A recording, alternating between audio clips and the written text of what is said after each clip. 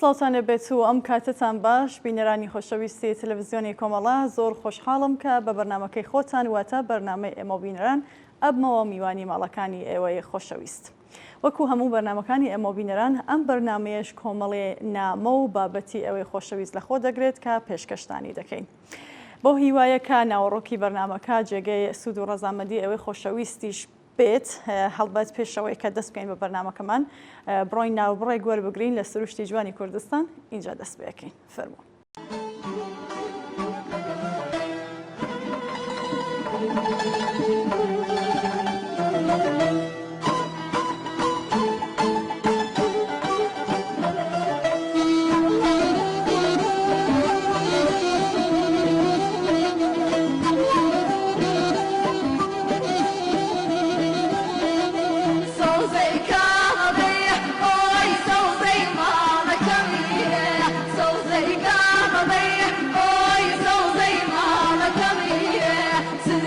Yeah.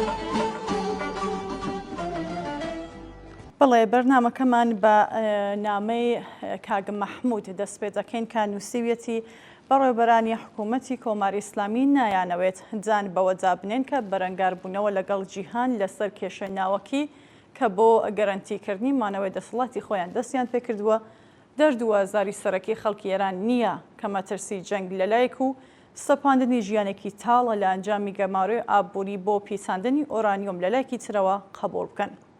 لە ماوەی دواییدا دەستگای هەڕاگەیاندنی ڕژیمی ئیسلامی لە گیرفانی خەڵکی هەژار و بێبەش ئێرانەوە لە پێناو پێداگری لەسەر سیاسەتە چەوتەکانی سەدان کەس لە گروپەکانی کە زۆربەیان ئیسلامین بۆ تەران هێناوە و کۆنفرانسێکی سێ ڕۆژەی بەرپا کردووە تاکو بە بیانووی دڵسۆزی بۆ نەتەوەی فەلەستین و ڕاگەیاندنی ناکۆکی لەگەڵ تاوانە ڕۆژانەکانی ئیسرائیل پەیامی هەڵا بگەێنێتە ئەمریکەکان. ئەویش ئەوەیەکە هێرشی سەربازی بۆ ئێران گۆیا هێرشە بۆ سەر جیهانی ئیسلام. هەر لەم پەیوەندیەدا لە زانکۆکان کێکی زەرد دابەش دەکەن. گروپگەلێکیان سازمان داوەکە بە جلوبەرگی مەحەلی بەرنامەی ئاهەنگ دەست پێ بکەن تاکو گەیشتمە پیساندنی ئۆرانیۆم وەک سەرکەوتنێکی نەتەوەی دەرخەن. لە لایەکی تریشەوە سەرلەشکەر و فەرماندەی هێزە چەکدارەکانیان خستووەتە پێشەوە تاکو بە قسەی بێناوەڕۆک شەڕەنگیزی و هەڕەشە بکەن. چەرکە سەربازیەکانیان لە ڕۆژی ئەرتەش دووبارە دەخەنە نمایش تاکو بڵێن لە ڕۆژی چەکداریەوەش کەم و کۆڕیان نییە و واتە لە ڕووی چەکداریەوە کەم و کۆڕیان نییە و ئامادەی بەرەنگاربوونەوەی هێرشی سەربازی ئامریکان و گەماروەکانیش بە هیچ کێشەیەک ناسانن. بەڵام بەڕاستی ڕژیمێکە لەگەڵ خەڵکی خۆی وەک ئیسرائیل دژ بە مافی نەتەوەی فەلەستین هەڵس و کۆت دەکات هەرگیز ناتوانێت پارێزەری ڕاستەقینەی نەتەوەی فەلەستین بێت. ڕژیمێکە لە نانی سەرسفرە و دەرمان بۆ تەندروستی خەڵکی ئێران دەبڕێ بە قسەی فەرماندەکانی زیاتر لە 3 ملیۆن موشکی دروست کردووە هەرگیز ناتوانێت پارێزەری عەزەت و سەربەرزی خەڵکی ئێران بێت.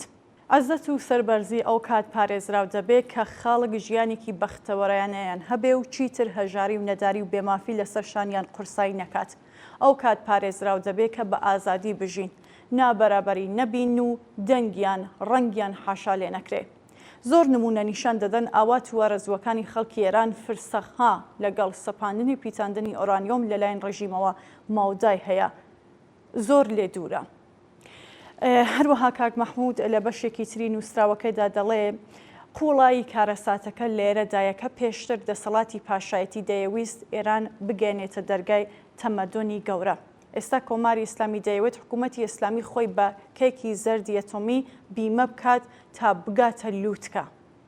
لەم ماوەیەدا سەدەیەک بەسەر ئێراندا تێپەڕیوە و ملیارەها دۆلار سامانیە وڵاتە لە پێناو ئەم دوو استراتیژی سیاسیەدا بەتاڵان چووە. نایانەوێت دان بەوە بنێن کە کێشەی ژیان بۆ زۆرینەی خەڵکی ئێران کار و نان و ئازادیە نەک کێکی زەردی ناوەکی. نایانەوێت دان بەوەدا بنێن کە بەرەنگاربوونەوە لەگەڵ جیهان لەسەر پیساندنی ئۆرانیۆم بۆ گەرانتیکردنی بوونی ڕژیم دەرد و ئازاری سەرەکی خەڵکی ئێران نییە. ڕژیمێکە لە دابینکردنی ئاو و کارەبا و تەندروستی و لە چارەسەری کێشە سەرەتاییەکانی ژیانی خەڵک عاجزە ئەدعای پیساندنی ئۆرانیۆم چییە جگە لە بێشەرمی؟ خەڵکێکە لە سادەترین مافە بنەڕەتیەکانی خۆی بێبەشە پیساندنی ئۆرانیۆم چه دەردێکی لێ چارەسەر دەکات؟ ئەمە ویست و خواستی خەڵکی ئێران نییە. بوونیان نەبوونی پیساندنی ئۆرانیۆم بۆ خەڵک کێشە نییە. کێشەی خەڵک مافی ژیانە، مافی ئازادی و حورمەت و کەرامەتی ئینسانەکە بە مانەوەی کۆماری ئیسلامی چارەسەر ناکرێت.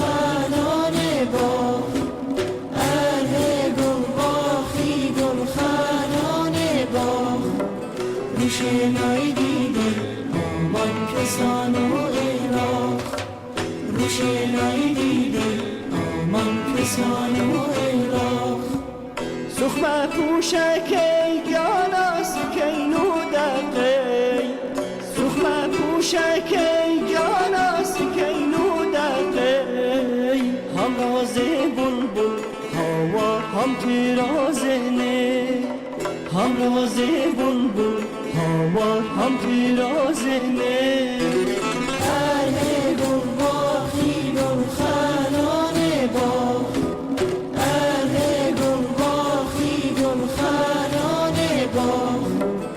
روشنایی دیدی آمان کسان و عراق روشنایی دیدی آمان کسان و عراق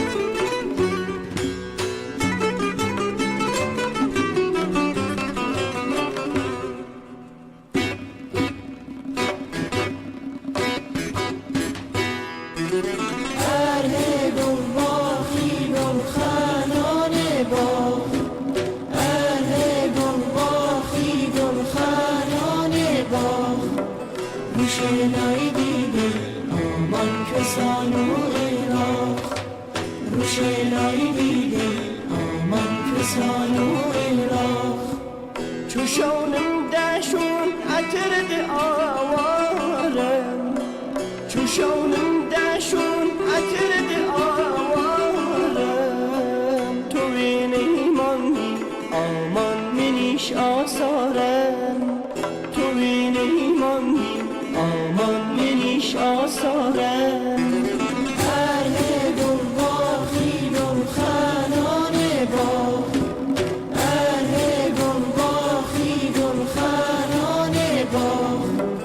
روشنایی دیدی آمان کسان و عراق روشنایی دیدی آمان کسان و عراق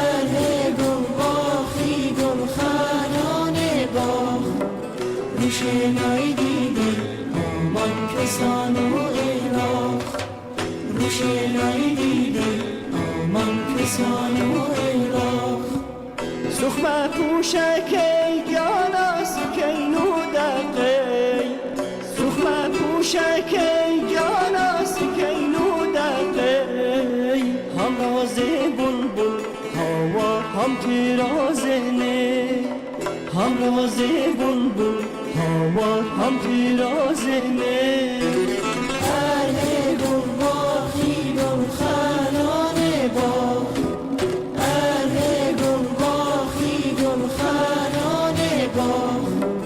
روشنایی دیدی آمان کسان و عراق روشنایی دیدی آمان کسان و عراق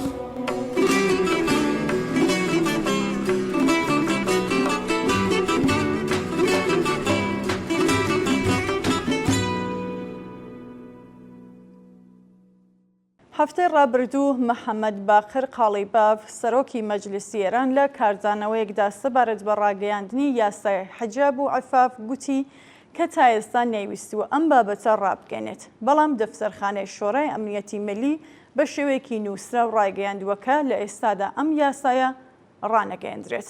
پرسیار ئەوەیە کە پاش ئەم هەموو هێنان و بردنانە بۆچی ترسی جێبەجێکردنی ئەم یاسایانەیان هەیە.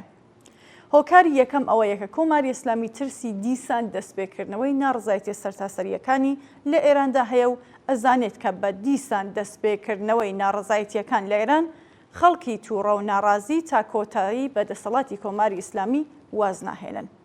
ئەمە ینی باشکە هاوسەنگی هێز لە ساحەی سیاسی نێوان خەڵک و دەسەڵات گۆڕاوە و دەسەڵاتی کۆماری ئیسلامی هەمان دەسەڵاتی ساڵی دەستپێکی بزوستنەوەی ژیانیە.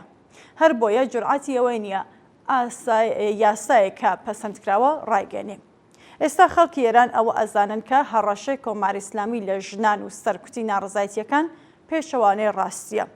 ترسەکە کۆماری ئیسلامی ئەوە دەزانێت لە جەهاتوودا لە ئەگەری سەرهەڵدانی ئێعتراز و ناڕزایەتیەکان چی بکات. دیسان وەکو پێشوو هێرش بکاتە سەر خەڵک بیان کوژێت و سەرکوتیان بکات بیانە. لە بەرامبەر سەرکوت کاردانەوەی کۆمەڵگا چییە بێت؟ بێگومان دەزانن کە کۆمەڵگا بەبێ کاردانەوە ڕاناوەستێت. ئەمە ئەو خاڵەیەکە بڕیاریان داوە جارێ لە ڕاگەیاندنی یاسای حجاب و عفافی کۆماری خۆ دوور بگرن. ڕژیمی کۆماری ئیسلامی ئێستا بەوە دەزانێت کە ژنانی کۆمەڵگا پاشەکشە لە پێشکەوتنەکانی خۆیان ناکەن.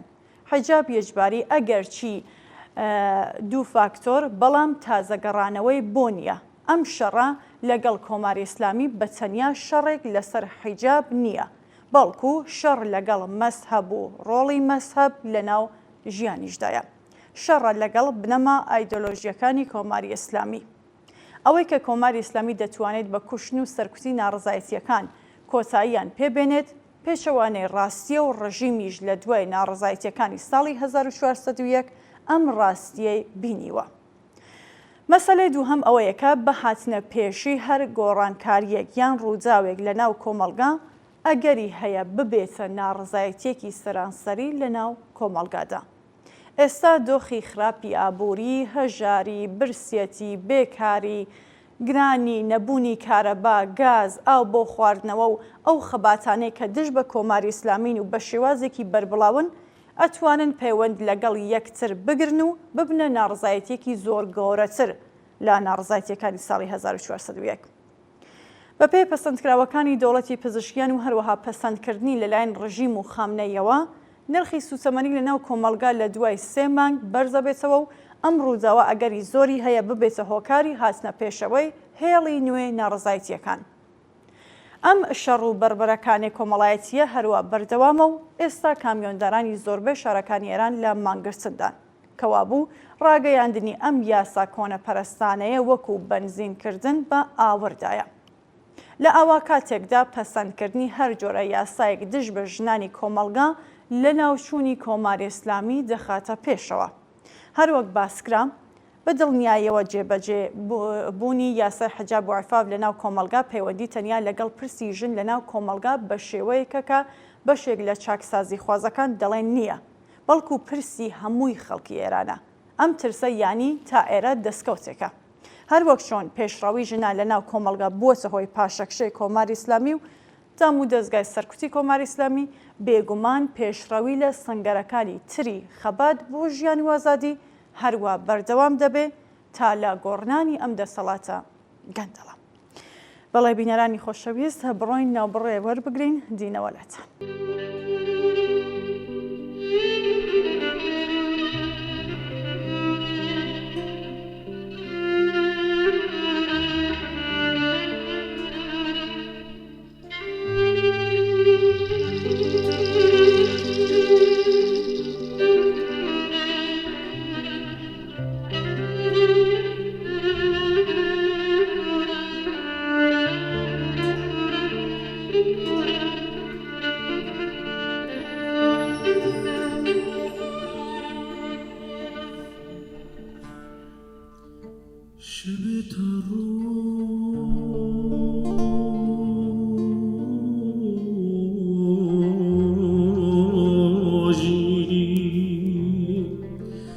ڕوندە دوێ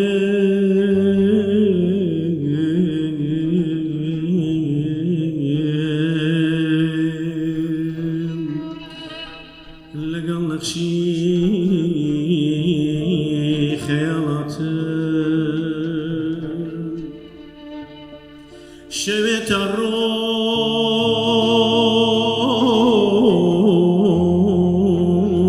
ڕۆژی ڕوون دەتوێ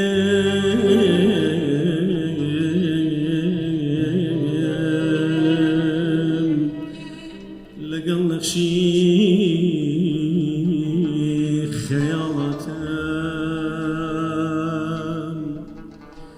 سەحەر حازر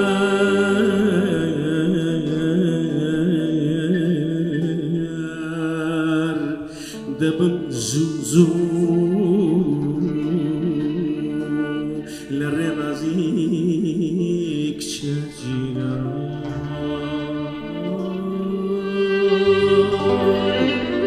سحر حزر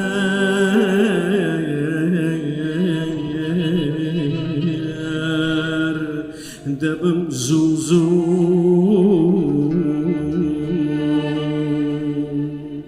لرمزی کشیرم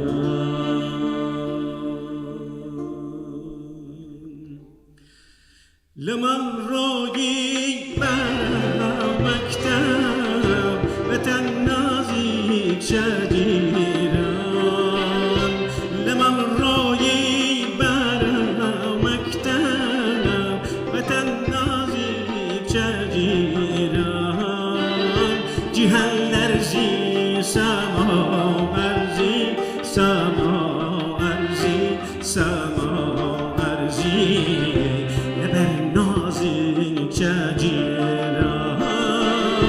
جهان ارزی سما ارزی سما ارزی سما ارزی لبر نازی شجیران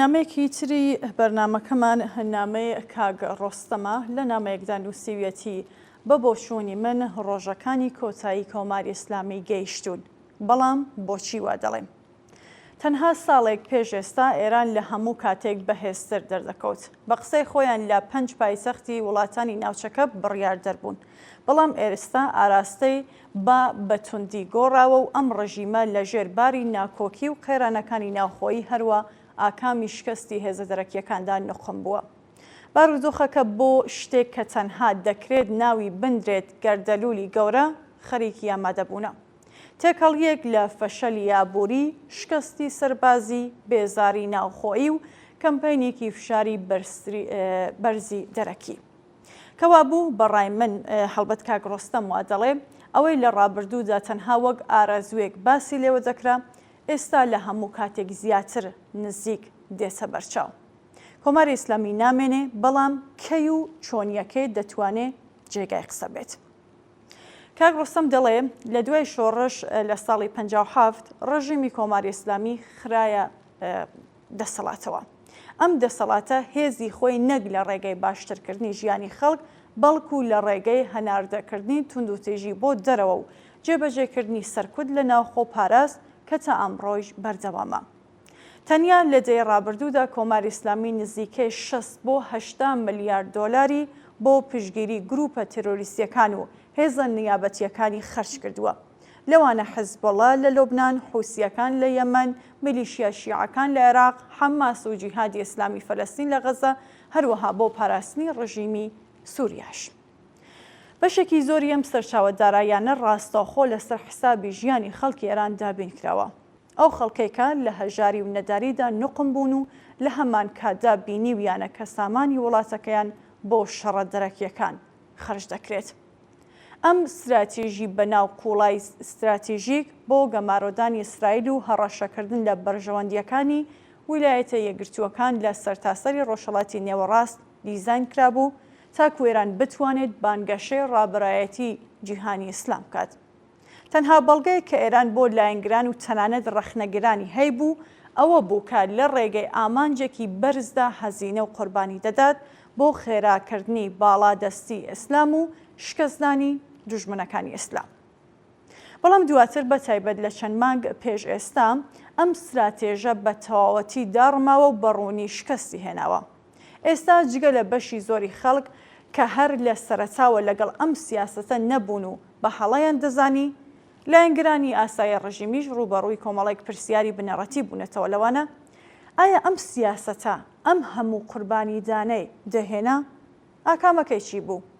دەپرسن ئێستا چۆن دەتوانرێت پشگیری لە ڕژیمێک بکرێت کە بەم شێوەیە شکستی هێناوە. ئەمەوەی بڵێم ئەم پرسیارانە لە ناوخۆ پێگەی کۆمەڵایەتی کۆماری ئیسلامی دروست بوون و دەزانین بە داڕمانی ئەم پێگەیە و بەبێ پشگیری کۆمەڵایەتی ڕۆژی ئێران ناتوانێت بەرگە بگرێت. بۆیە پێم وایە کۆماری ئیسلامی لە ناوخۆیشدا پوکاوەتەوە. هەڵبەت چوار فاکتەر لەم بارودۆخەدا ڕۆڵ دەگیڕن. ناڕزایەتی لە نێوانە نزیکەی 80% دانیشتوانی ناوخۆی ئێران، لاوازبوونی پێگەی کۆماری ئیسلامی لە نێو لایەنگرانی کە 20% دیکە پێک دێنن، شکستە سەربازیەکان و پوکانەوەی ناوخۆیی.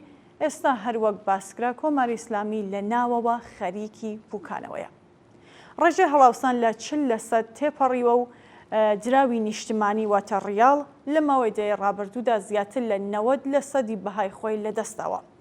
بانکی جیهانی خەڵماندوویە تیکە زیاتر لە 50% خەڵکی ئێران ئێستا لە ژێر هێڵی هەژاریدا دەژین و ڕێژەی بێکاری لە نێو گەنجان لە 30% تێپەڕیوە.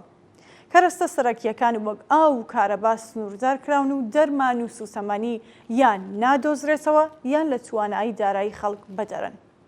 ئەم بارودۆخە خراپە شەپۆلی دووبارەبووی ناڕزایەتی سەرتاسەری هەڵگیرساندووەکە بزووسنەوەی ژن ژیان ئازادی لە ساڵی 2022دا خاڵێکی وەرچەرخان بوو تێدا. نەوەی نوێ ئێران بە تایبەت ژنان ترسی خۆیان لە توندوتیژی ڕژیم وەلانەوە. ئەگەر لە من بپرسن دەڵێم نە ئامریکا و نە ئیسرائیل بەڵکو پوکانە ناوخۆیەکە خاڵی سەرەکی نیگەرانی کۆماری ئیسلامیە و ئەم شەپۆلە لە ناڕزایەتیە کە خەوی لێ زڕاندون. لە ناوبردننی تواناکانی هێزەکانی کۆماری ئیسلامی لە سووریا، غەزە و لوبنان لەگەڵ ناتوانی کۆماری ئیسلامی لە ڕێگرتن لە تۆڵەسەندنەوەی توند دوای هێرشی موشەکی لە ئاپریلی 2024دا لاوازی استراتیژی ڕژیمی ئاشکرا کردووە. ملیارەها دۆلار بە فیرۆچووە و ڕژیم ڕووی ڕاستەقینەی خۆی وەک پڵنگێکی کاغەزی بە لایەنگرانی نیشانداوە. کاک ڕۆستەم لە کۆتایی نامەکەیدا دەڵێ بە بڕوای من بارودۆخی ئێستا بۆ ڕووخاندنی حکوومەتی ئێستا لەبارە. دۆخەکە بە دڵنیاییەوە جیاوازە لەگەڵ هەر قۆناغێکی دیکە لە 46 ساڵی ڕابردوودا. ڕژیمی ئێران ئێستا بووەتە دەستەبژێرێکی دەسەڵاتداری لە یەک هەڵوەشە و بێباوەڕکە بەرامبەر خەڵکێکی ماندوو بەڵام ناڕازی و خوازیاری گۆڕان. هەروەک باسکرام تەنانەت لایەنگرانی نەریتی ڕژیم بە تایبەت لە چینەکانی کەمداهات و ناوچە گوندیەکان خەریکی دوورکەوتنەوەن. وەفاداری ئەوان کە لەسەر بنەمای بەڵێنی ئامانجی ئاینی و شکۆی نەچەوەیدا ڕێژرا بوو ڕووخاوە. بەرگریکردنی ئەوان لە بەرامبەر ئازار و بێبەشی و بە تایبەت پوشەڵبوونی سیاسەتەکانی کۆماری ئیسلامی لە کۆتاییدایە. بۆیە من پێم وایە کۆماری ئیسلامی دەورانی مەرگی سیاسی خۆی تێپەڕەکات و ئێستا هەر بەهێزی سەرکۆت خۆی ڕاگرتووە. مانگەکانی داهاتوو دەتوانێت چارەنووسساز بێت. کۆتایی ڕژیم ئێران چیدی تەنها خەونێک نییە، بەڵکو بووەتە ڕاستیەکی نزیک. بەڵام گرنگ ئەوەیە کە بزانین چۆن دەڕووخێ و دوای ڕووخاندنی چی دەبێ.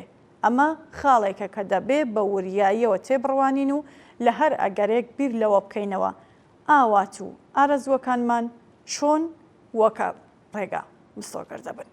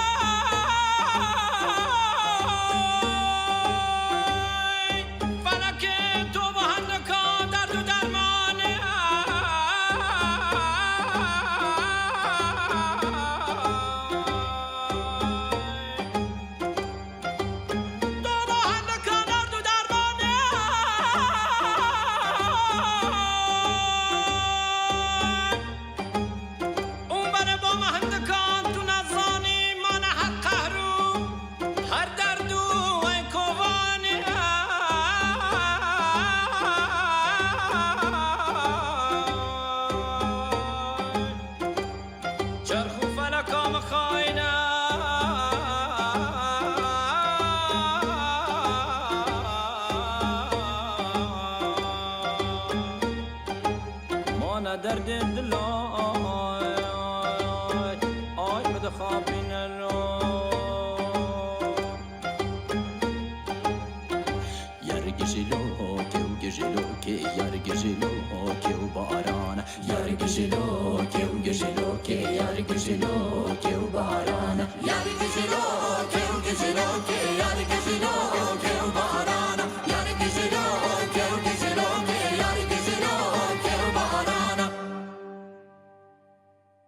نامەیەکی تری بەرنامەکەمان نامەیە کاک ئیدریسەکە نووسیویەتی ئەمە ڕاستەکە هیچ کەسێک ناتوانێت ڕۆڵی ئاخوندەکان لە مێژووی سیاسی ئێران پشتگوێ بخات. لەگەڵ ئەوەشدا دەبێت ببینین کە ئاسۆی ئێستا و داهاتووی نزیکی ئەم توێژە چییە و بەرەو کوێ دەڕوات.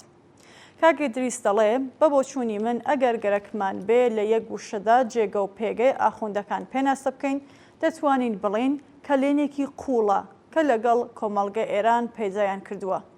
بە زیاتر ئاماژێ پێ بدەین مەبەستی کاک ئیدریس چییە؟ ئێستا ئیتر ئاشکرایە کە دوای شۆڕشی 57 خۆ سەپاندن بەسەر ئەم شۆڕشە و بەدەستەوە گرتنی دەسەڵات لەلایەن پیاوانی ئاینی هەر لە سەرەتاوە بە هێرشکردنە سەر مافی ژنان، کرێکاران و کەمینەنەتەوەیەکان لە نێوان ئەم دامەزراوە خەڵکدا دەستی پێکرد کە کلێنێکی گەورە بەتایبەت لەگەڵ خەڵکی کوردستان دروست کرد. دوای ئەوەیش ساڵ بە ساڵ ئەم کلێنە فراوانتر بوو. ئێستا پاش 46 ساڵ دەسەڵات بە ئاشکرا دیارەکە حکوومەتی ئاینی لە نیگەرانیەکانی خەڵک لە هەموو ئێران دوور کەوتووەتەوە پێ بێباکن بە هەمان میزان لە کێشەکانی ناو دەسەڵات بۆ مانەوەی خۆیان تێوەگلاون. هەروەها پێداگرتن لەسەر هەندێک سیاسەتی کەلتوری ئاینی کە لەگەڵ شێوازی ژیانی بەشێکی گەورەی کۆمەڵگا یەک ناگرێتەوە ئەوش لە جیهانێکی لە گۆڕاندا بووەتە هۆی دروستبوونی کلێنێکی گەورە لە نێوان بەشێکی بەرچاو لە خەڵکە دەیان هەوێ سەردەمیانە بژین و حکوومەتی ئاینی نەبێت.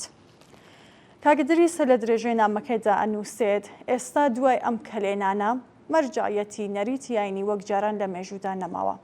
واتە ئیتر بەشێکی زۆری خەڵک بۆ دۆزینەوەی وەڵامی پرسیارەکانیان پشتیان لێکردوون و لە جیاتی ڕوویان کردووەتە سەرچاوی جۆرا و جۆرتری سەردەمیانە.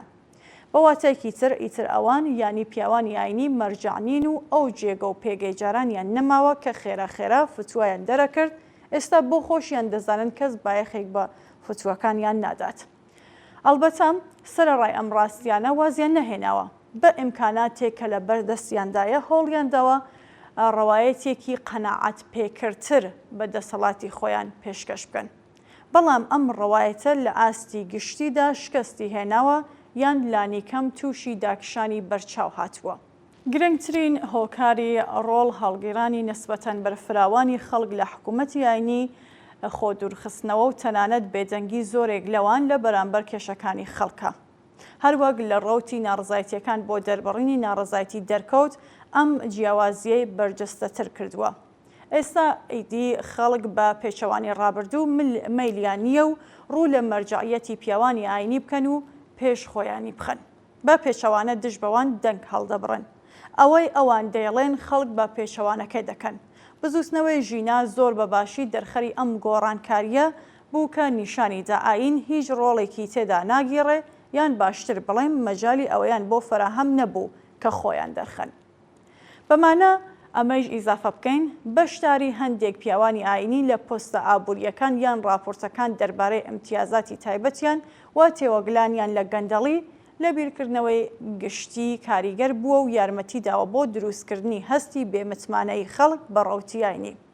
هەروەک لەسەرەوە باسکرا مدیاکانی حکوومەت سەرەڕای هەوڵی زۆر نەیان توانیوە ئەم بێمتمانەیە بە ئاخوندی جەماعات بگۆڕن. بەشداری چالاکی حکوومەتی ئاینی لەسەر کۆت خنکاندنی هەر دەنگێک و شکاندنی قەڵەم و بڕینی زمان لە ڕێگای زیندان و ئەشکەنجەوەی ئەدەم خاڵێکی ترە کە کەلێنی نێوان حکوومەتی ئاینی و خەڵک گەورەتر کردووەتەوە.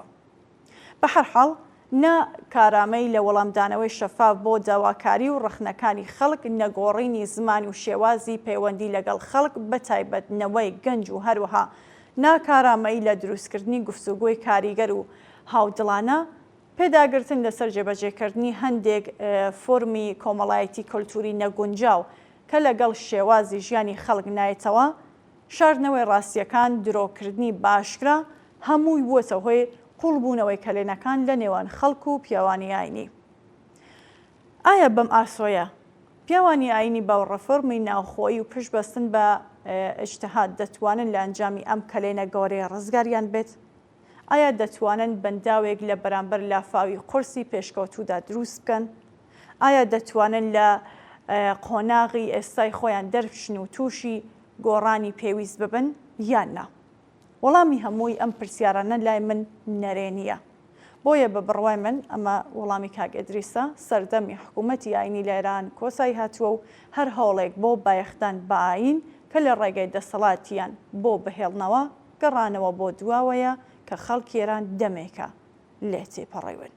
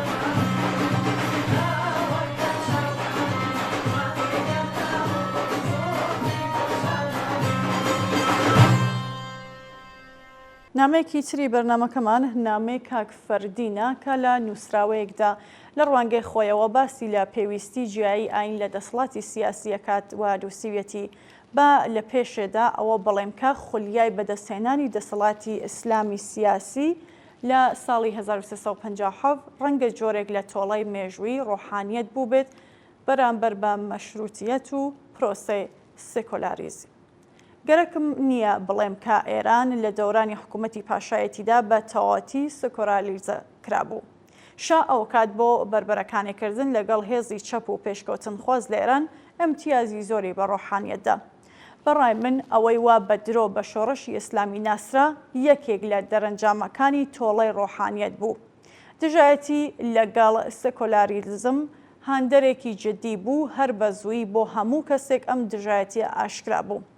دەسەڵاتی ئەمڕۆتەواتە ڕۆحانیەت بە سەرکردایەتی خۆمەینی نەک لە پێناوی چاکسازی وڵات و ملت لە ژێرباری ستەم و ئستەبدادی پاشایەتی بەڵکو خەمی سەرەکی هیچ نەبوو جگە لە دامەزراندنی حکوومەتێکی ئیسلامی لەسەر بنەمای شەرع لە سەردەمی غەیبەت و هەناردەکردنی هەمان بیرۆکە بۆ دەرەوەی سنوورەکان. ئەمڕۆ پاش 46 ساڵ حکوومەتی ئاغا و ئاغازادەکان هەمەکارەی ئەم وڵاتان. لە پاڵ بوونیان لە دامەزراوە سەرەکیەکانی حکوومەت زۆرێکیان سەرقاڵی بازرگانی و کاروباری ئابووری کاری جۆراوژۆری حکوومەتی کە هیچ پەیوەندیەکیان بە ئاین و خوێندنی حوزەوە نییە و کاری ئاین واتە بەناو ڕێنمایی معنەوی بووەتە ڕووکەشێک بۆ کاری سەرەکیان. لە نێوان ئەرکەنوێیەکانی ڕۆحانیەتدا ئەوەی کە ڕەنگە لە هەموو شتێک زیاتر ترسناک بێت ڕۆڵگەێڕانە لە توندوتیژی بەرفراوانی دەسەڵاتی ئاینی بۆ پاراستنی ئەم بازاڕە پرسوودە کە بۆیان فراهەم بووە.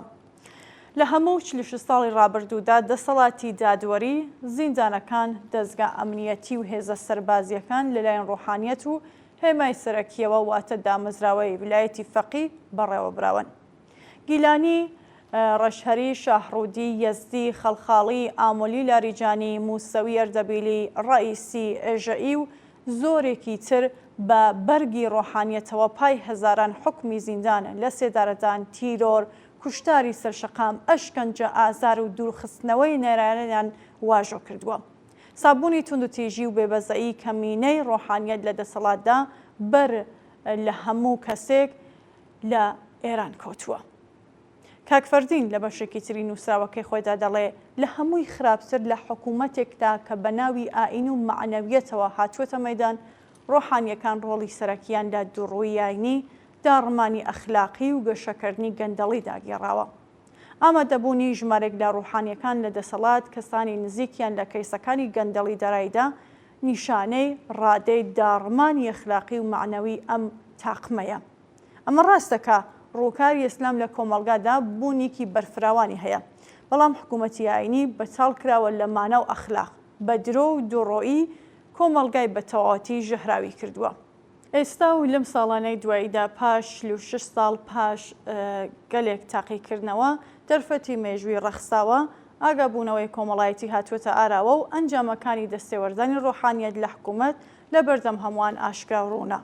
حکوومەتی ئاینی ناتوانێت خۆی لە ژێرباری کارنامەی ڕەشی ناکامیەکان و شکستی گەورە بدزێتەوە. ئەوەی بەسەر ئێراندا هاتووە لە ڕاستیدا دەرەنجامی بەڕێوەبردنی کارە سادبار و سیاسەتە هەڵەکانی کەسانێک بووەکە پارێزەری سیستم و مناسباتێکی دژە ئینسانی بە ڕووکەشی ئاینی بوون کە فەقر و مەحرومیەت و بێمافی، گەندەڵی، نامۆبوون بە دنیای ئەمڕۆ، داڕمانی کارە سادباری یابووری، کەلتور، دادپەروەری و خۆشگەزەرانی کۆمەڵایەتی لێکەوتووەتەوە. ئێران لەژێر سایە حکوومەتی ئیسلامی بووەتە یەکێک لە ناکاراترین و گەندەڵترین وڵاتانی دنیا. زانستی سیاست و کۆمەڵناسی دەربارەی پەیوەندی ئاین بە دەسەڵاتی سیاسیەوە چ لە دنیای ڕۆژاوا چ لە ڕۆژهەڵات سەلمان دیکە حکوومەت کاری ئاین نییە و هیچ ئاینێک بۆ حکوومەتکردن لە دنیای ئەمڕۆدا دروست نەکراوە. ئاین کە بڕیار بوو گۆیە فریشتەی ڕزگاری بێت بە ڕادێکی بەرچاو ئالوودەی گەندەڵی سیاسی وابووری بوو و ئەوەی کە بە فەزیلەتی حکوومەتی ئاینی لە بەرامبەر سیستمە سیکۆلارەکاندا دەخوێندرایەوە جگە لە کارەساتی ترسناکی مرۆڤایەتی دەرەنجامێکی بۆ وڵاتی لە ژێر دەسەڵاتی ئاینی نەبوو. کۆکردنەوەی بەساتی ئاینی حکوومەتی و حکوومەتی ئاینی و گەڕانەوەیان بۆ مزگەوتەکان و حەوزە و حوجرەکان باشترین خزمەتە کە دەتوانێت بۆ داهاتوو ئێران و ڕزگارکردنی ئەم بنبەستە مێژوویە ئەنجام بدرێ. ئەمە ئەرکی خەڵکی ستەمدیتووی ئێرانەکە دەرفەتەکەی ڕەخساوە.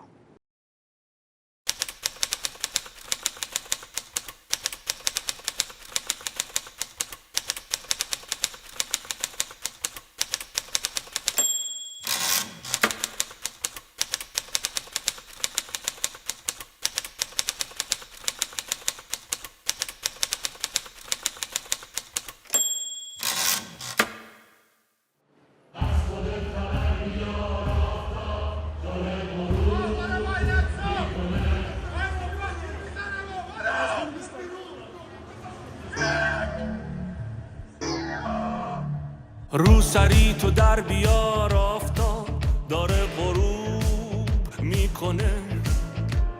رو سری تو در بیار، عطر تو هوا رو خوب میکنه.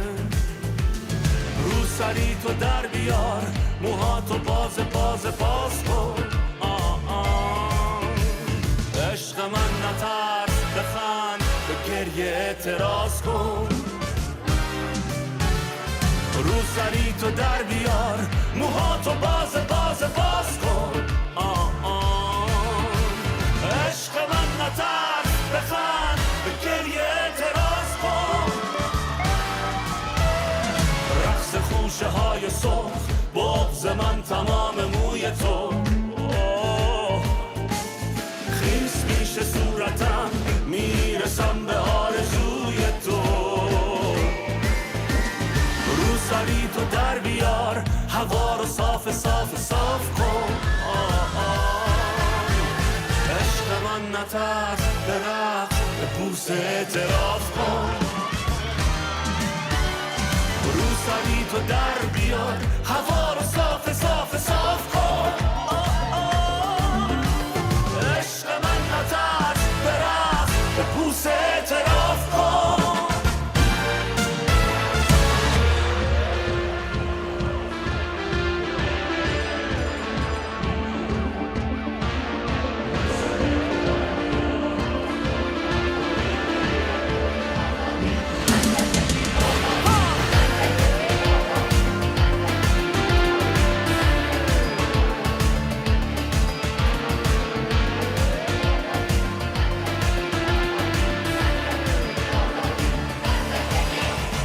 آسمون که ابریه دلش گرفته روبروی تو موهاتو باز کن تا غرقشن تو موج موی تو پرده رو بزن کنار حال آسمون که خوب شه خودت تو خورشیدی غیر ممکنه غروب شه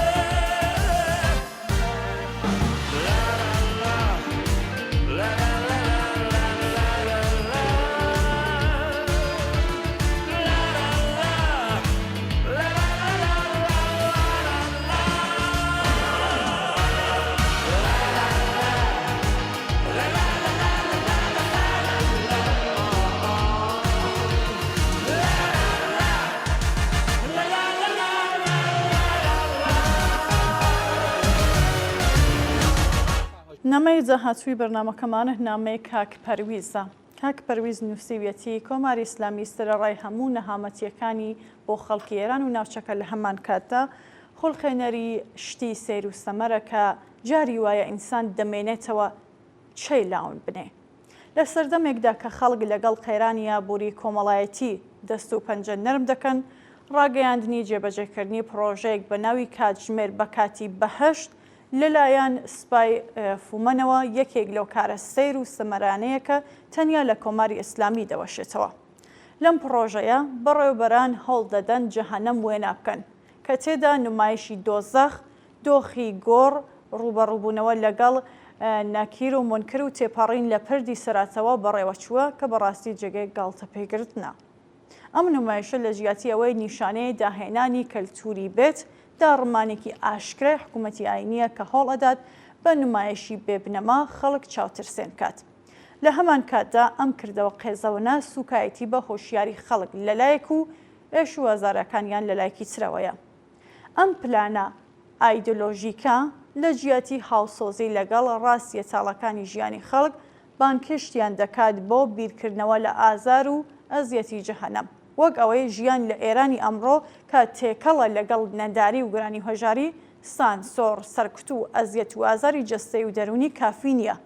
بۆیە کەوتونەتە بیری ئەوەی بە خەڵک بڵێن ئەگەر بێدەنگ نەبن، ئەگەر ملکەج نەبن و ئەگەر تەسلیم نەبن، جەهەنەمی ئەو دنیا پێش چاوەڕوانیتان دەکات. ئەوەی من لە بیرما کاک پەرویز دەڵێ هەمیشە دەسەڵاتی ئاینی لە قەدیمەوە تا ئێستا جێگای بەهەشت و جەهەنەمی گۆڕیوە، یعنی نەقد بە نەسیبیان کردووە.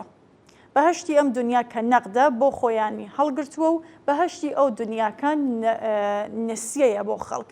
جەهەنەمی ئەم دنیا کە نەقدە بۆ خەڵک و جەهەنەمی ئەو دنیاش کە نسیەیە لایەن بردووە بۆ خۆیان. پرسیاری زۆر سادە کە بە بیستنی بەڕێوەچوونی ئەم نمایشە مەسخرەیە دێتە گۆڕێ ئەوەیە کە کاتێک خەڵک هەموو ڕۆژێک لە ڕێزی دەرمان، کرێخان و پێداویستێ سەرەتاییەکانی ژیان ئەزیەت و ئازار بە پێست و ئێسک هەست پێ دەکەن، کاتێک هەر دەنگێک بە سەرکوت وەڵام ئەدرێتەوە، جێبەجێکردنی شانوێ دۆزەق یان هەر ناو نێشانێکی تر چ سوودێکی هەیە؟ ئایا ئەم جۆرە نمایشە ئەویش بە بودجەی گشتی و زۆر وەڵامێکە بۆ پێداویستی ڕاستەقینەکانی کۆمەلگا، یان جۆرێک فریودان و نمایشێکی بێبنەما بۆ لادانی بیرکردنەوەی گشتی؟ سێرتر ئەوەیە کە ئەگەر ڕۆژێک بڕیاردرا بە هەشتیش بنووسرێتەوە ڕوونیە بە چ پێکاتێک قەرارە ئەم کارە ئەنجام بدرێت. کاتێک زۆر لە بەڵێنە ئاینیەکان لە کردەوەدا لەگەڵ سنووردارکردنە ئاینی و کۆمەڵایەتیەکان گرێ خواردووە، چۆن دەکرێت وێناکی بەردەست و ڕاستگۆیانە لە بەهەشتێک نیشان بدرێت کە تەنانەت خودی حکوومەتەکانیش باوەڕی پێ بکەن.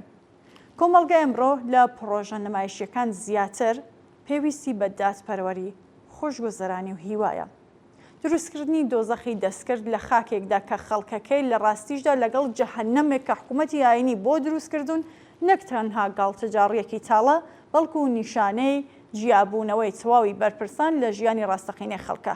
ئەم جۆرە نمایشە بێبنەمایە تەنیا و تەنیا بێزاری خەڵک لە حکوومەتی ئاینی زیاد دەکاتوە هیچێکی دیکە.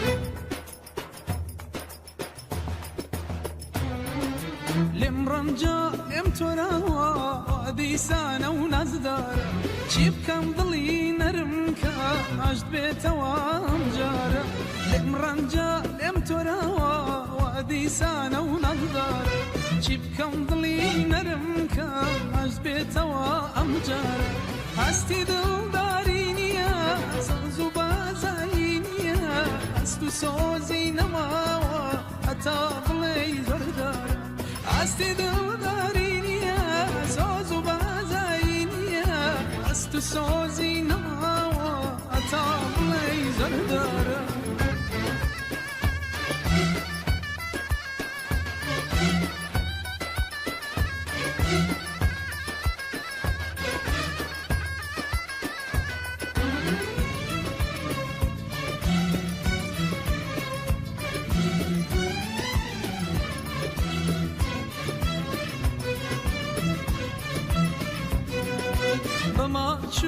چاپکە گوڵ چی بکەم ئەژنابێتەوە فرمێسکی نازی چاوی هەردێت و ناوڕێتەوە بەماچ و بە چاپکە گوڵ چی بکەم ئەژنابێتەوە فرمێسکی نازی چاوی هەردێت و ناوڕێتەوە هەستی دڵداری نییە سۆز و بازایی نییە ئەست و سۆزی نەماوە هەتا بڵێ زۆردارە هەستی دڵداری سوز و بازایی نییە دەست و سۆزی نەماوە حتا بڵێ زۆردارە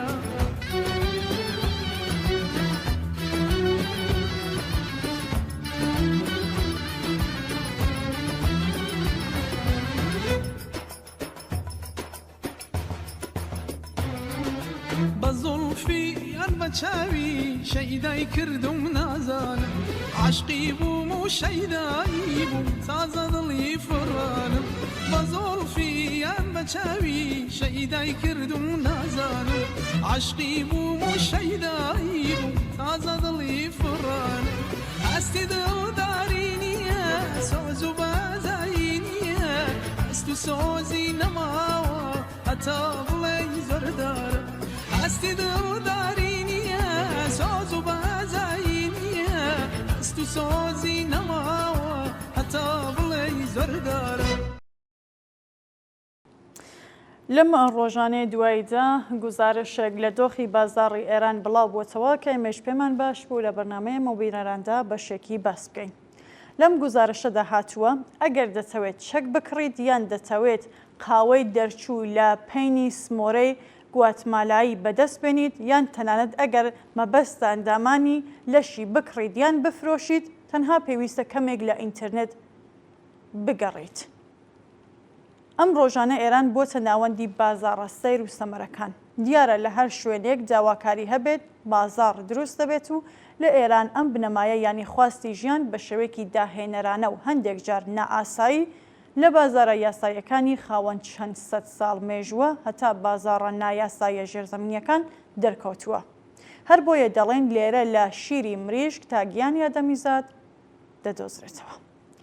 جۆراجۆری ئەم بازاڕانە نیشانێکی بەرچاوە لەلایەک تاڵی ژیان و لەلایەکی تر داڕمانی ئابووری کە قورساییەکەی لەسەر شانی بەشی خوارەوەی کۆمەڵگەیە. بازاڕی کەلوپەلی دزرا و لە خەڵازێڕی تاران شوێنێکە لە کەرەستەی ماڵەوە تا پارچەکانی ئۆتۆمۆبیل مامەڵەیان پێوە دەکرێت نمونەیەکە لە بازاڕە نافەرمیەکان. کەمێکەوەلاتر بازاڕی جۆرەکانی ئاژەڵ لە مەترسی لە ناوچوون لە دەوروبەری مەیدانی شوش دەتوانیت بدۆزیتەوە. لە ناوچە سنووریەکانی وەک خاڵی سفری مەرزی نێوان ئێران و پاکستان بازاڕی سوتەمەنی قاچاق گەشاوەیە.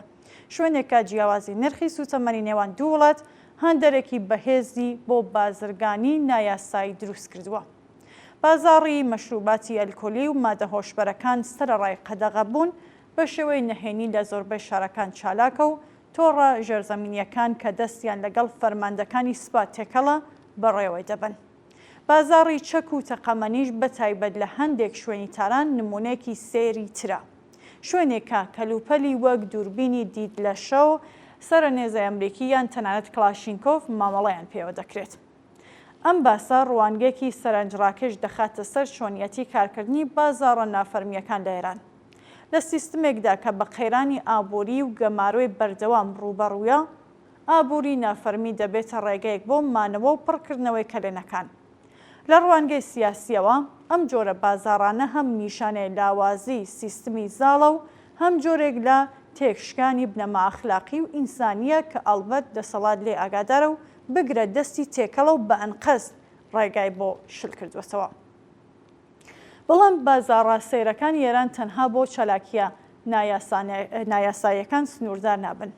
هەندێک بازاڕی یاسایی لە ئێران ئەوەندە تایبەت بن کە لە زۆربەی وڵاتان هاوشێوەیان نییە. بۆ نمونە کەمتر وڵاتێک دەدۆزیتەوە کە بازاڕێکی بۆ کڕین و فرۆشتنی ژمارەی کارتی نیشتمانی هەبێت.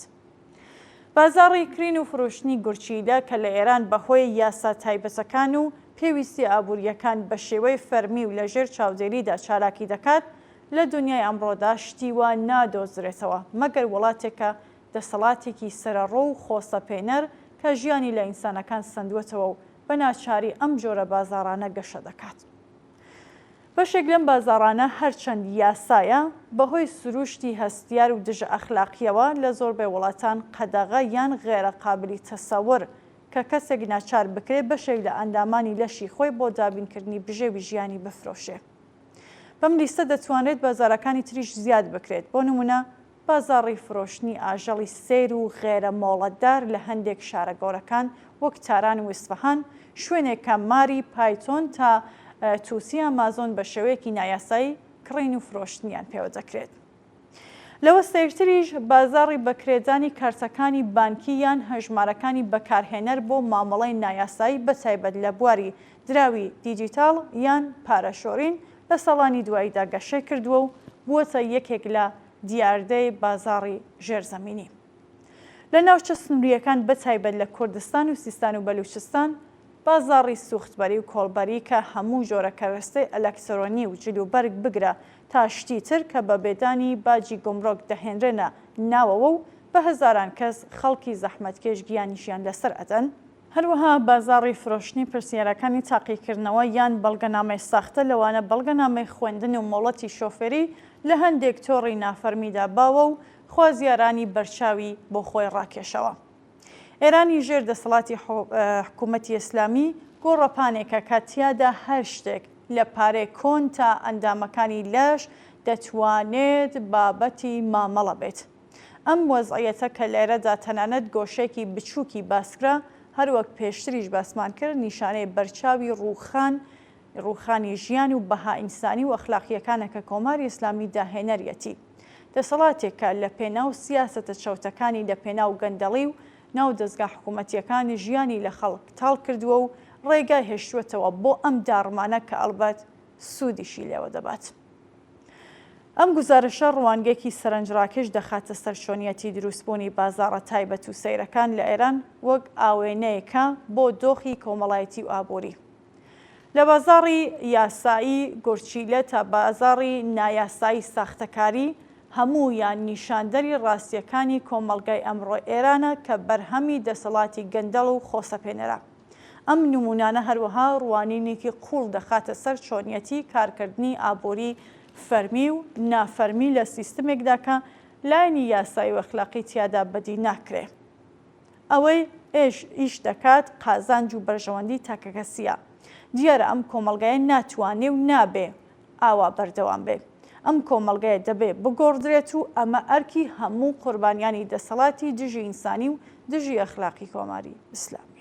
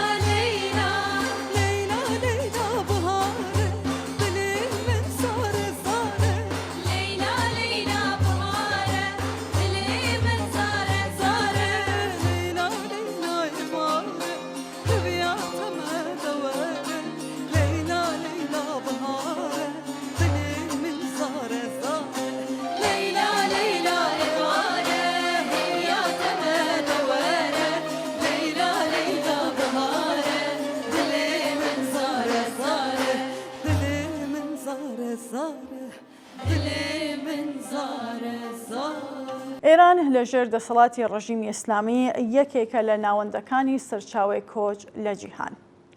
ئەگەرچی هێشتا زۆربەی کۆچبەران لە ئێران پەناخوازانی سیاسی گەنجانی بێکاری خوازیاریکارن، بەڵام ئێستا تەنانەت بەرپرسانی ڕژیمیش باس لە قەیرانی کۆچی پزیشکان، پەرستاران، ڕۆژنامەنووسان و هونەرمەندان، وەرزشوانان، دەرچوانی باشی زانکۆکان و تەنانەت خاوەن سەرمایەکان دەکەن.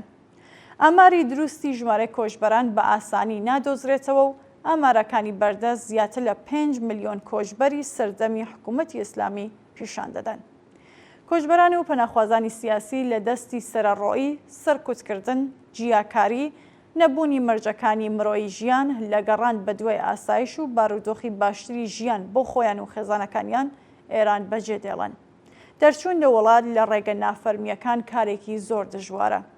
زۆربەیان هەرچی هەیەە دەیفرۆشن تاکو خەرجی هەڵاتن و دەرچوون وڵات دابینکەن و سەدان هەزار کەس لەم حەشیمەتە کۆچبەرە لە وڵاتانی دراوسێران لەوانە لە تورکیا، عێراق، گۆرجستان، هندستان، پاکستان و تەنەت ئەفغانستانیش لە بارودۆخێکی زۆر دژواردا چاوەڕوانی چوون بۆ وڵاتانی ڕۆژاوان. ژمارەیەک لەم کۆچبەر و پەناخوازانە بەجاخەوە ناگەنە مەنزڵ و بەمردن لە دەریاکان لەژێر ماشینە قورسەکان کە خۆیان تیادا شاردوێتەوە و تەنانەت لە ساردخانەکانی گواستنەوەی خۆراکیان لە دەشت و دارستانەکان گیانیان لەدەستدەن. بەڵام بەشێک لە حەشیمەتی کۆچبەری ئێران هێزی خوێنەوار و پسپۆڕن کە بە زاراوە بەڕاکردنی مێشکەکان و نخبەکانی بواری جیاوازەکان ناسراون.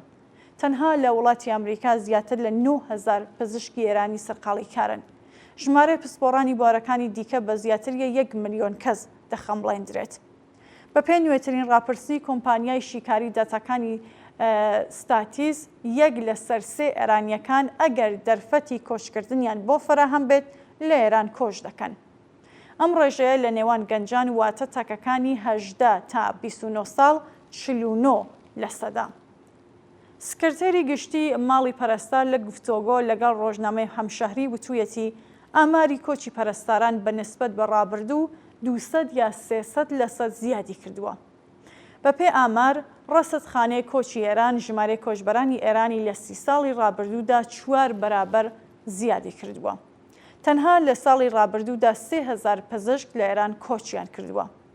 ڕژیمی ئیسلامی ئێرانی بۆ بەشێکی گەورەی حەشیمەتی ئێران کردووە تا بە دۆزەخێکی ڕاستەقینە.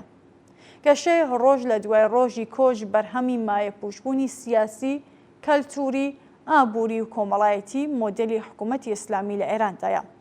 بەڕووخانی ئەم حکوومەتە کۆنەپەرستان ملیۆنان کۆچبەر کە بەهۆی سیاسی، کۆمەڵایەتی و ئابووری ناچار بە کۆچکردن بوون لەگەڵ ئەزمموی بەرفراوان و ئیمکاناتی گەورەی کە بەدەستیان هێناوە دەتوانن لەوە نوێژنکردنەوەی وڵات و بنیادنانی سیستمێکی ئازاد و یەکسان و خۆشگوزرانی داهاتوو ڕۆڵی جددی و کاریگەریان هەبێت. کازم موسەوی جێگری یەکەمی کۆمسیۆنی ئابووری مەجلسی شۆمەرای ئیسلامی لە چاوپێکەوتن لەگەڵ ماڵپەڕی دیدەبانی ئێران وتوویەتی ئەو کەسانێک کە بە دوای ئارەزووە تاکە کەسیەکانی خۆیانن وڵاتی دیکە هەن دەتوانن لە ئێران بڕۆن. لە وەڵامی ئەم کۆنەپەرستە دژە خەڵکەدا دەبێت بگوترێت کرێکاران و زەحمەتکێشان، مامۆستایان، خانەنشینان، ژنان، خەڵکی کوردستان، هۆنەرمەندان و شاعران، خوێندکاران و مامۆستایانی زانکۆی تر کە هەموویان لە ڕژیمی ئیسلامی بێزارن لە ئێران بۆ کوێ و چۆن و بۆچی بڕۆن. ئەم وڵاتە هی خەڵکەکەیەتی کە کاری تێدا دەکات و زەحمەتی تێدا دەکێشێت. ئەگەر کەسێک دەبێت لە ئێران دەربچێت ئەم داگیرکەران و تاوانکارانی کاربەدەستی کۆماری ئیسلامی ئەوانەیە کە خەڵکی ئێرانیان بەرەو هەژاری و نەهامەتی و بێمافی بردووە دەبێت لە دادگایی بکرێن و سزای شایستەی خۆیان وەربگرن. هەروەک چۆن ئێران هی بنەماڵی پاشایەتی نەبوو، شا و دار و دەستەکەی ناچار بە هەڵاتن لە ئێران بوون، ئەم وڵاتە هی ئاخوندە گەندەڵ، دز و کۆنەپەرستەکان و حاکمە تاوانکارە ئیسلامیەکان نییە و دوور نییە ئەو ڕۆژێک کە باندی حاکمی ئێستا ئێران لە دەستی خەڵکی هەستاوە و ستەملێکراوی ئێران ناچار بە هەڵاتن ببن یان نرخێکی قورس بۆ نزیکەی 900 تاوان و دڕندەی خۆیان دن.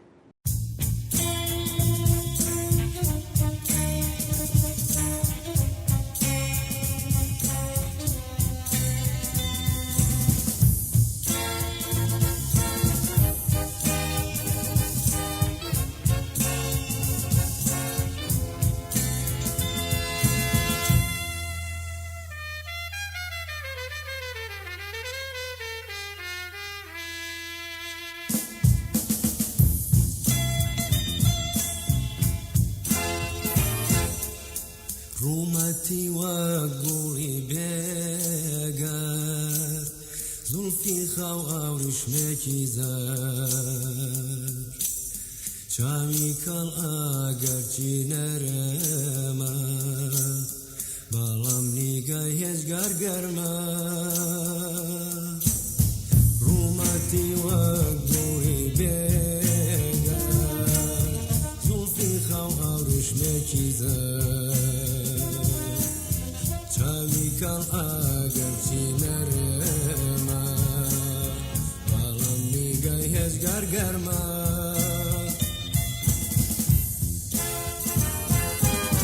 باڵای وەدەمێکی وەتەنێ ئەندامی ئاوا شۆخ و شەنێ وا دیارە من نەمردیوە لەو چشنە بەژنیاکەمە باڵای وەدەمێکی واتەیە ئەندامی ئاوا شۆخ و شەنێ وا دیارە من نەمەدیوە لەو چشنە بەژنیاکەمە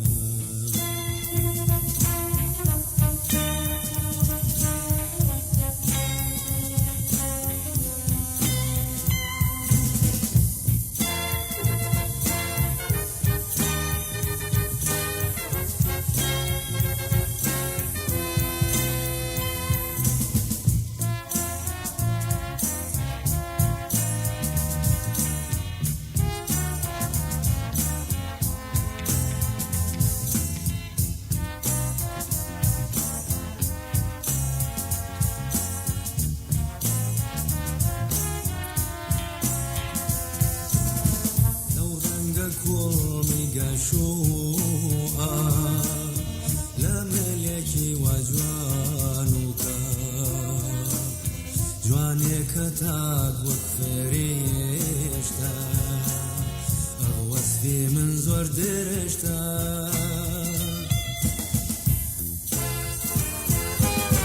من هەرەوەندەم لە دەستێ کە دەدوەکەوتێ پەر ئەبێ پێشکەشی کەم یەک هەناسە پڕ لە پەرستن لە تاسە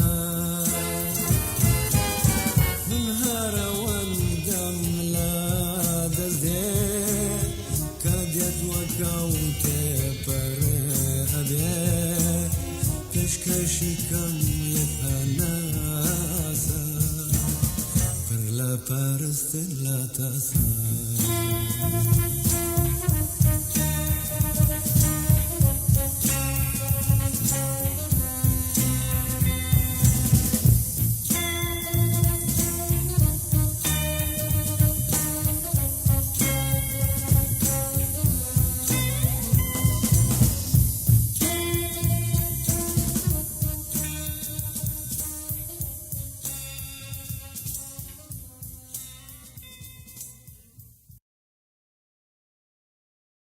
زۆر بەجەخەوە ئاگادارکراین دایەمینە گیوەکەش ناسراو بامینە واڵێ خەڵکی ئاوایی ئەوەی هەنگی سەر بە شاریسنا وەزایەکی هاوڕێ مستەفا نەسری گیان بەختکردووی ناوڕێزەکانی کۆمەڵە لە شاری جەماوەند ماڵاوایی لە ژیان کرد.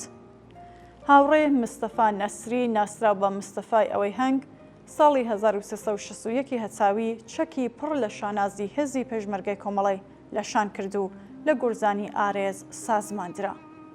هاوڕێ مستەفا دوایین ئەرک و چالاکی خۆیەکە پەڕاندنەوەی یەکێکی هێزی پێشمەرگە لە مەرزی سوورینی بانەبوو بەجێهێنا و بەداخەوە هەر لەو کاتەدا لە ساڵی 1366 هەچاوی بەهۆی چەقینەوەی مینێکی چێندراوی ڕژیم ئێران گیانی عەزیزی بەخت کرد. دایەمینە لەدایک بووی ساڵی 1328 و لە ماوەی تەمەنیدا کەسێکی چاونەترس و جێ متمانەی خەڵکی ئەوەی هەنگ و ناوچەکە بوو تا دوایین هەناسە وەفادار بە ڕێبازی کۆمەڵە مایەوە و زۆر بەداخەوە ڕۆژی هەینی ڕێکەوتی 2 جۆزەردانی 1404 هەتاوی لە شاری تاران بەهۆی نەخۆشی شێرپەنجە بۆ هەمیشە دڵە گەورەکەی لە لێدان کەوت و ماڵاوایی لە ژیان کرد. ئێمەش بەم بۆنەوە لە تەلەڤیزیۆنی کۆمەڵەوە لەلایەن هەموو ڕیزەکانی کۆمەڵە و حەزبی کۆمۆنیستی ئێرانەوە پڕ بەدڵ سەرخۆشی خۆمان ئاراستەی خزم و کەسوکاری دایەمینە و خەڵکی ئاوایی ئەوەی هەنگ دەکەین و خۆمان بە شەریکی غەمیان دەزانین. یادی ئازیزی دایەمینە بەرز و بەڕێز بێت.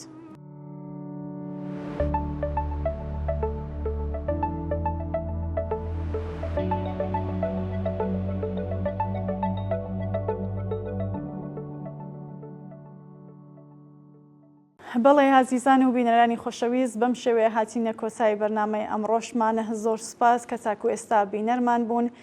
چاوەڕوانی هەرچێ زیاتری نامە و بابەتی ئێوەی خۆشەویستین بۆ هەرچێ زیاتر ڕازانەوەی بەرنامەکەی خۆتان پەیوەندیمان پێوە بکەن و ڕاو بۆ چوونەکانی خۆتان بۆمان باس بکەن تا بەرنامێکی دیکە و ئێمە و بینەرانێکی دیکە ماڵەوە.